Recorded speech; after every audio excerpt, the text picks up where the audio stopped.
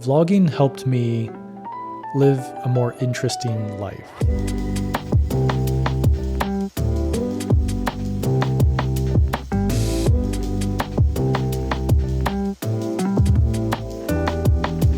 I do things to solve problems, just like how minimalism helped me in some way, nomadism, all of these different things help solve problems. Well, what did vlogging solve? All throughout this time period of vlogging, I was trying to make money, like trying to have a career as a video person, like making videos on YouTube, like trying to wrap my head around how do I make videos and make money and just make that my career. Vlogging definitely helped enable that. It helped me make money with videos. Yeah, vlogging got a camera in my hand and my ass off the couch, and I went out into the world trying to find interesting things to film and stories to tell. And the conclusion to that is, after years of doing this, some things have changed. I'm definitely not vlogging like I started out, and there are some hidden costs, some externalities associated with that type of bootstrapping of one's filmmaking career. So I'm going to talk about that, but let's go way back to the beginning of when I started and what that looked like.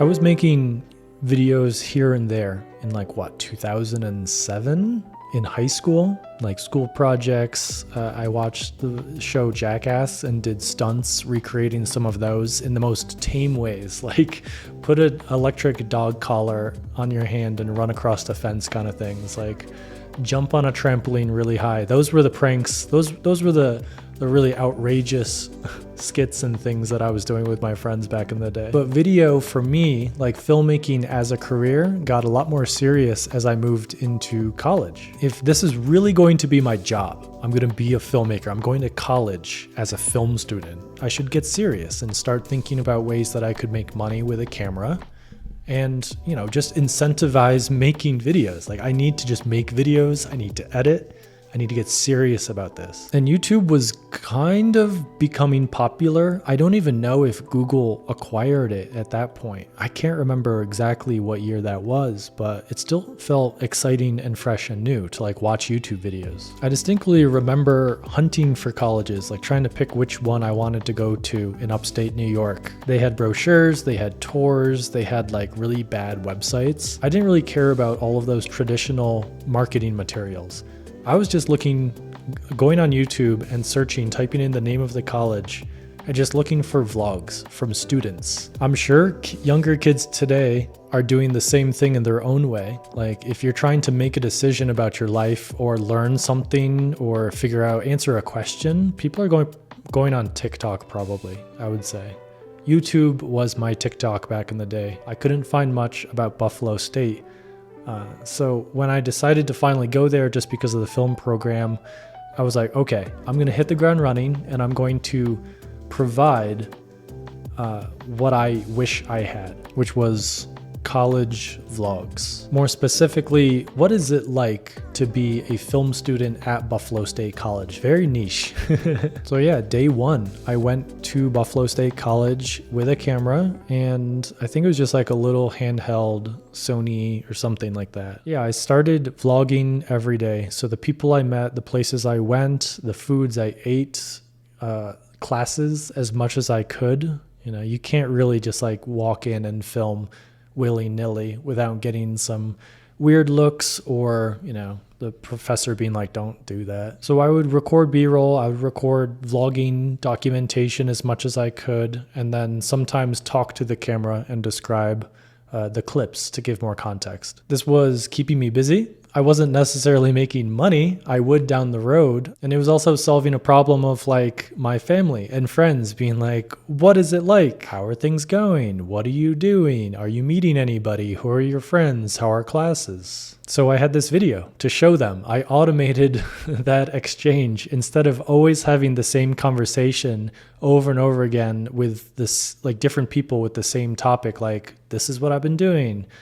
Instead, I automated that with content. I just made this video so that people could answer those questions for themselves. So that's also a big reason and incentive for me to vlog. I've been doing that since day one, automating those Sure, it's like I love to do phone calls with family and to catch up, but it's like a much better way of transmitting that information to people and just enabling them to do it themselves, which is such a factorio based way of like explaining that process. Like, yes, I'm documenting information about my life, packaging it, and then delivering it on a social media platform so people can opt in on themselves with permissionless access and, download the information. Sometimes I catch myself. It's ridiculous. And once again, vlogging in college helped me to get off my ass to go do things, find interesting things to do.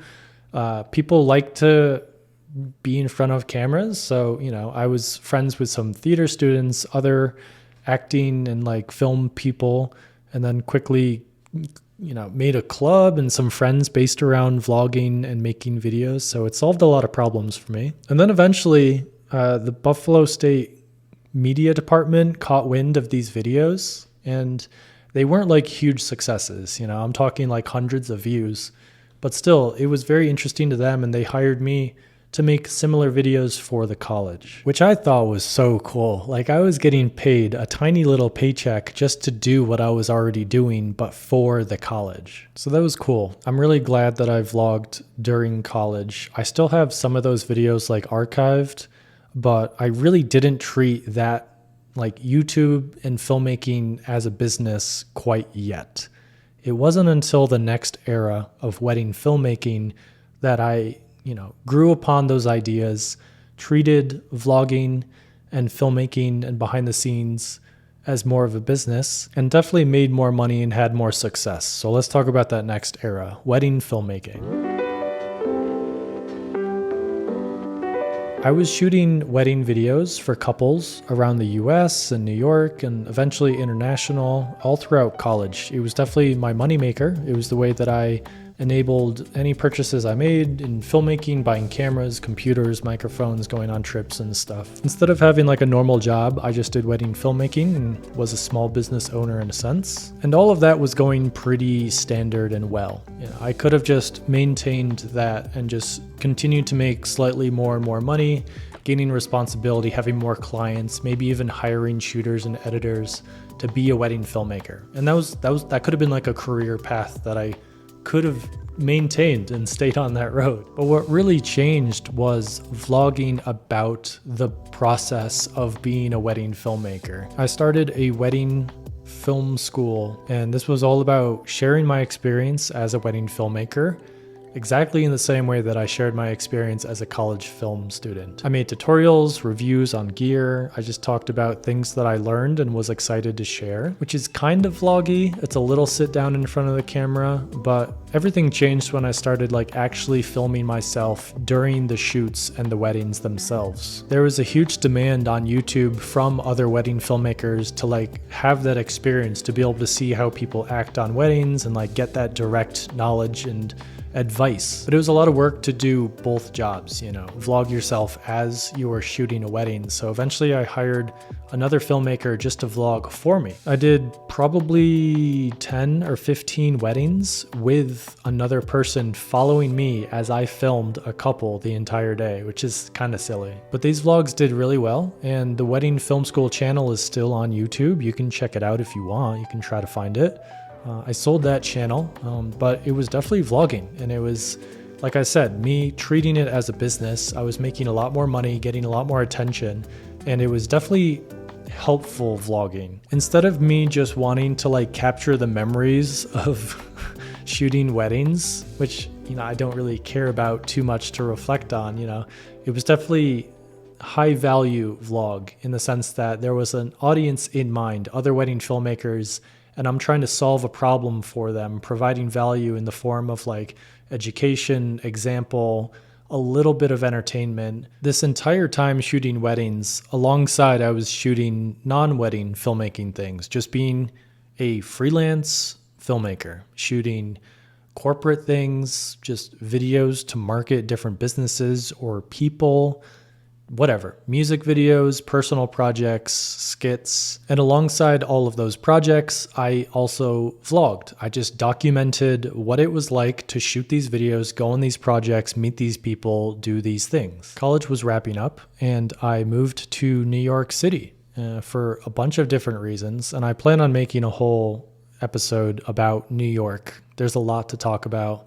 Also, the fact that I kind of really want to move back and probably will, but that's a spoiler. Don't tell anybody. But this was the era of Casey Neistat. And if you're listening to this podcast, you probably know who that is. If not, he's just a filmmaker in New York who moved to LA recently, but is back in New York and just vlogged. He's kind of like the LeBron James of vlogging. Always had a camera in his hand, made a lot of daily videos. So that's shooting, editing, and uploading a video, a vlog daily, every day, nonstop. Just about whatever, his life. I, like most other vloggers back in the day around that time, was super inspired and would watch these videos religiously, copy him in so many different ways, and just really want to be him. Moving to New York was definitely partly inspired by Casey Neistat. And just this idea of like the daily grind, just getting out there, throwing yourself into the battle of just doing something more interesting with your life and documenting it and sharing it. This time of vlogging was way different in the sense that I was shooting things that didn't really matter. Like everyone's day-to-day routine, everyone's life is kind of boring. Like there's not that much. Like there's a lot of repetition. So the thing about vlogging is you could just document that and it would kind of be boring. Or you could go out of your way to do crazy, fun things. And I call this forced happiness and forced adventure. This ties into the main theme of like vlogging helps people live more interesting lives. Whether the interesting lives is like in your opinion or other like society's opinion, it just helps you to get out and try and, put an effort to making your day more interesting. So that's exactly what this whole time in New York City vlogging was like. I made friends with every other vlogger in New York City doing this exact same thing. We would vlog each other, vlogging each other. We would just spend the day going out, just trying to find interesting places, doing crazy things, just trying to one-up each other. And they weren't that interesting.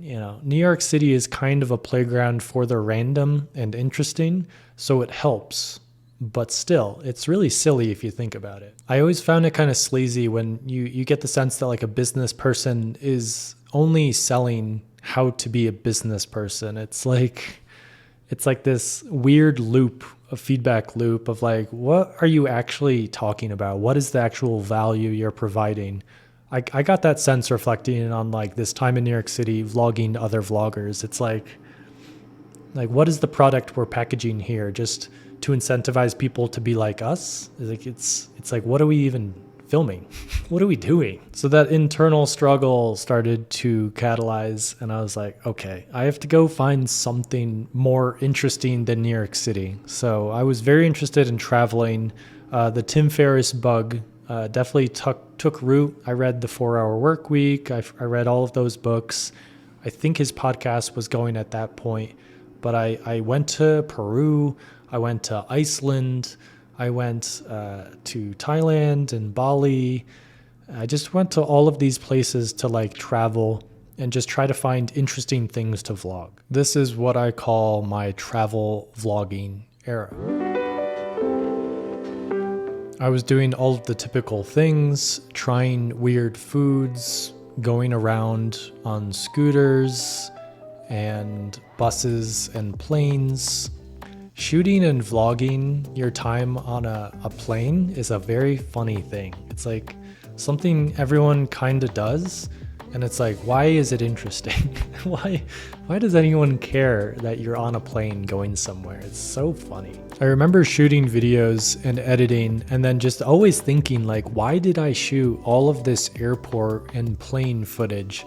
Like, I should just start the video in the place that the video is about. It's like, why do I need 30 to 40 seconds of like arriving to this place? Like, is that the best introduction for the video? Probably no, it's boring. But during this time, all of my videos were just focused on one thing, just getting attention. Like I did everything. I planned and shot everything in a way that just made it more interesting to get more clicks, more views, just to keep people engaged and caring. And eventually I started getting sponsorships and getting some money in with AdSense, but it really was never that much. It wasn't enough. I had to use minimalism to cut my expenses because I stopped wedding filmmaking. I did a lot of things just to like earn enough money, but it really wasn't enough. So much of my vlogs money came from affiliate AdSense. So people clicking on links in the description to check out the gear that I talked about in the video or used to make the video. So like so many videos, like the whole idea of the vlog was like, today I'm testing this camera. I just got this microphone and we're gonna see how it is for a vlog. Like, this is the new drone. No, this is the next new drone. This whole vlog was shot with this drone. Click in the link in the description down below to check out the drone. So they were just like glorified commercials to make up for the fact that no one really cared about what I was doing.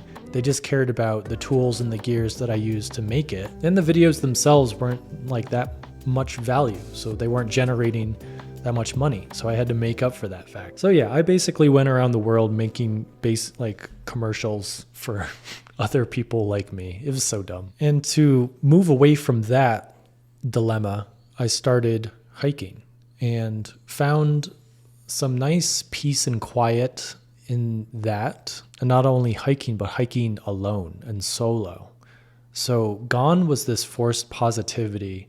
Gone was like this acting like a whole nother person with other people just to make things more interesting. I alleviated what felt like inauthenticity by hiking in the middle of nowhere alone, just stripping down just like the bare basics of filmmaking for vlogs for me. And it wasn't like all of a sudden, like the Choquequirá Peru hike was alone, foreign, exciting in the sense that it was like, I'm hiking to ruins in Peru. How cool. And it was a hiking video, but it was still me trying to make something out of it, make it exciting, talking to the camera, making jokes. I don't know. It's a weird one. You can watch that and compare it to any other silent hiking film that I made. There's a big difference. It wasn't until Hornstrandir that I leaned into I'm alone. This is peaceful. It's quiet. It's a little boring, but it's what I'm doing. The silent hiking genre popped off and started to make money, and the vlogging, in a sense, if you call it, it's like hybrid vlogging, the silent hiking videos.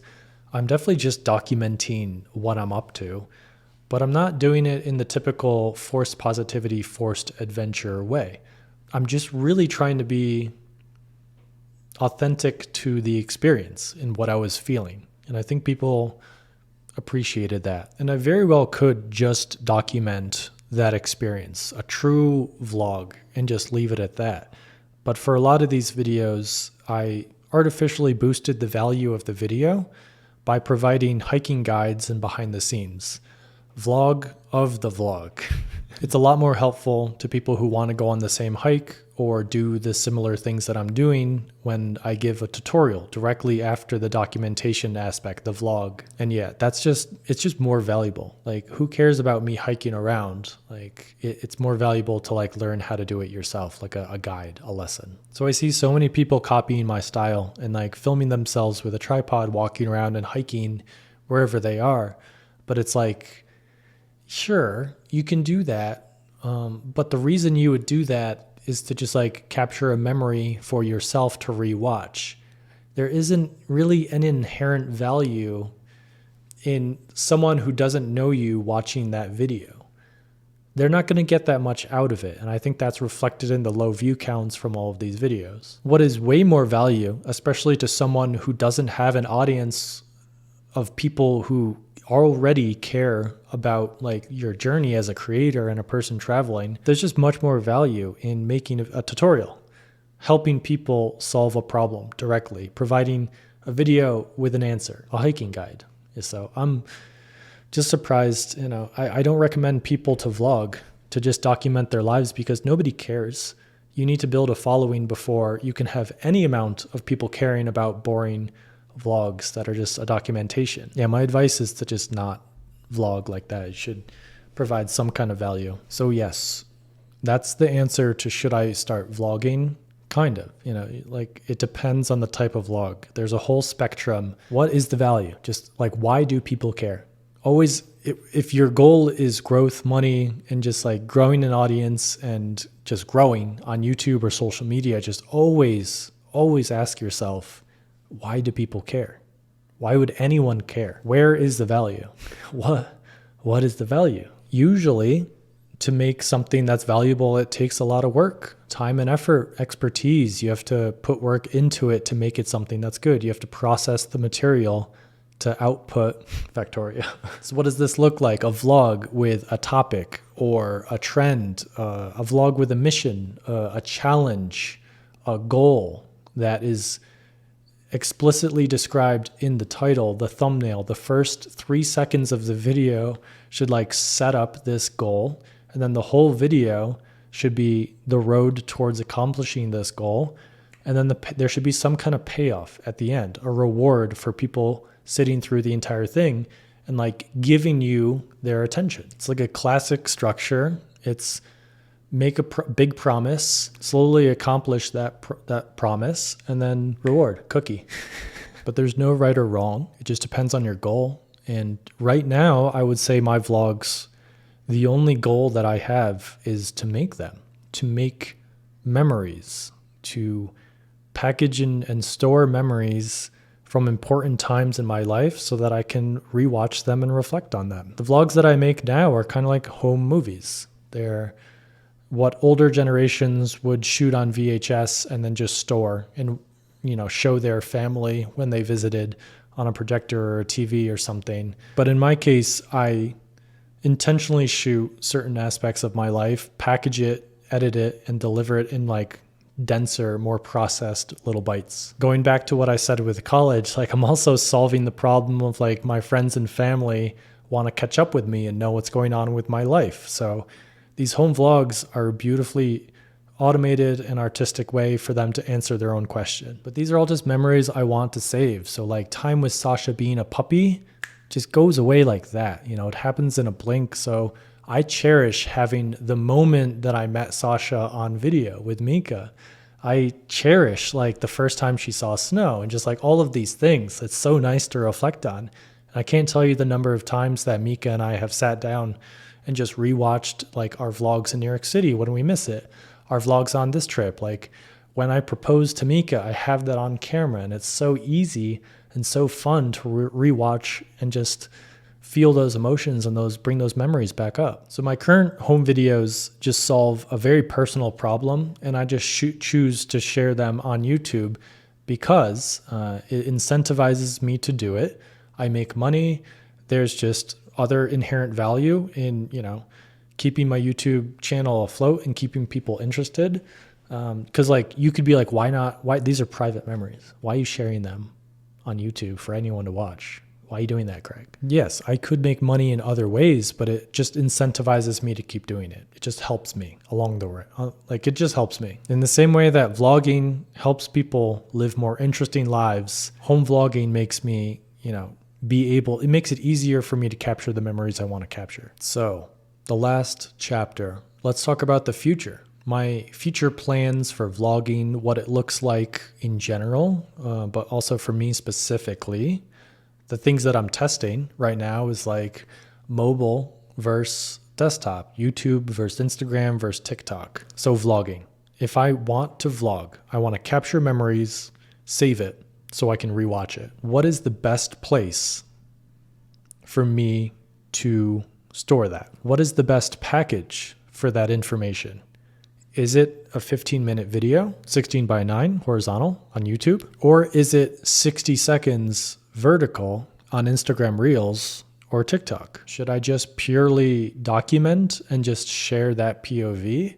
Or should I condense it down into like a more interesting product? Like, what if I took a whole year of vlogging footage and made that into one 5-minute video? That would be very dense. It would probably be way more interesting and have a lot more information packed into it than if I made a 10-minute vlog every month of every year. So these are all questions that I am still trying to figure out. It's a work in progress. Every time I think I, solve the problem, like this is exactly the template, the format I should be doing this, kind of changes over time. So it's a work in progress. One big aspect of me trying to solve this problem personally was the switch to iPhone only. Prior to this year, all of these vlogs were shot on mirrorless Sony cameras with lenses and microphones. There's a big difference if you shoot content organically for the platform.